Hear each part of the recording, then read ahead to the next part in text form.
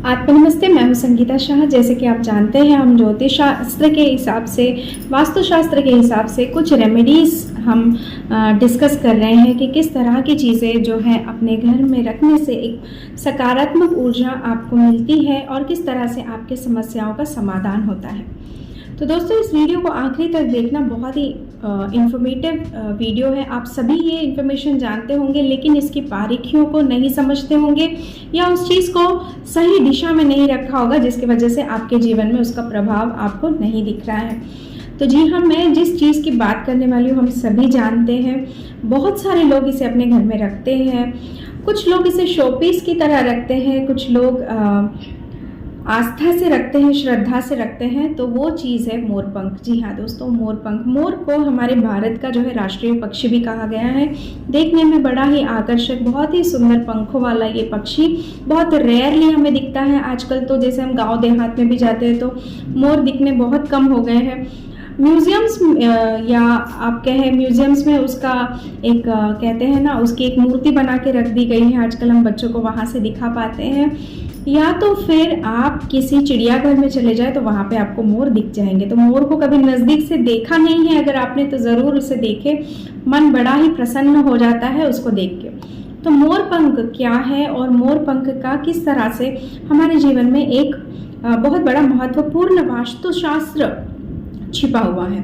तो मोरपंख को भगवान नारायण ने, भगवान कृष्ण ने अपने क्या कहते हैं, श्रृंगार का एक हिस्सा बनाया है। तो सोचिए कितनी बड़ी इसको एक कहते हैं ना जगह मिली है। उसको सीधे सीधे उन्होंने अपने सर पे सजाया है। कृष्ण का श्रृंगार मोरपंख के बिना अधूरा माना जाता है। तो मोरपंख न केवल कृष्ण, बाकी सरस्वती जी के पास हमें दिख जाता है, माँ लक्ष्मी के आसपास भी हमें मोर दिखाई देते हैं। तो मतलब मोर देखने में बड़े आकर्षक, बहुत ही एक कहते हैं ना वैभवशाली पक्षी लगते हैं कि वो अपने आप में ही अपने जैसे एक अलग होते हैं। सारे पक्षी में अगर आप देखें तो मोर अपने आप में एक अनोखा पक्षी है।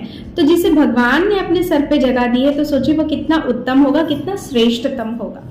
तो मोरपंखों को अपने घर में लाने का क्या विधि विधान है? तो सबसे पहली चीज, जिस भी दिन आप मोरपंख को अपने घर में लाना चाहते हैं तो पहले मुहूर्त देख लीजिएगा।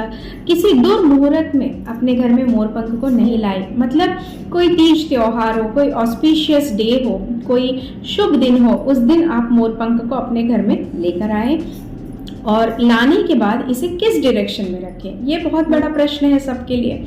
तो मोरपंख को हमेशा दक्षिण पश्चिम यानी साउथ ईस्ट कॉर्नर में आपको रखना है। साउथ ईस्ट कॉर्नर में आप इसको स्थापित करिए। आप इसे किसी गमले में रख सकते हैं, अपने घर के मंदिर में रख सकते हैं, जिस तरह भी चाहे। दक्षिण पश्चिम में रख के जो है ना, आप इसका कैसे स्थापना करेंगे? तो थोड़ा सा गंगा जल का छिड़काव कीजिए, क्योंकि ये अलग अलग जगहों से अलग अलग एनर्जीज लेके आ रहा है। गंगा जल छिड़क के उसको पवित्र कर लीजिए, भगवान के समक्ष रख के पूजा कर लीजिए, क्योंकि हम इसे शुभता के लिए लेके आए हैं। और फिर आप इसे अपने घर में दक्षिण पश्चिम यानी साउथ ईस्ट कॉर्नर में इसे आप स्थापित कर लीजिए। उसके बाद में आप जो है ना, इस मोरपंख को जैसे ही आप लगाओगे, जहाँ पे भी ये मोरपंख होगा वहाँ पे एक सकारात्मक ऊर्जा होगी, आपके घर में नेगेटिविटी नहीं आएगी। और मैंने बहुत बार देखा है कि व्यापार में वृद्धि होने लगती है, घर की समस्याएं बहुत अधिकतर सॉल्व हो जाती हैं, आपकी मनोकामनाएं पूर्ण होने लगती है। इस तरह की सकारात्मक जो चीज़ें हैं मैंने खुद अपने जीवन में देखी है।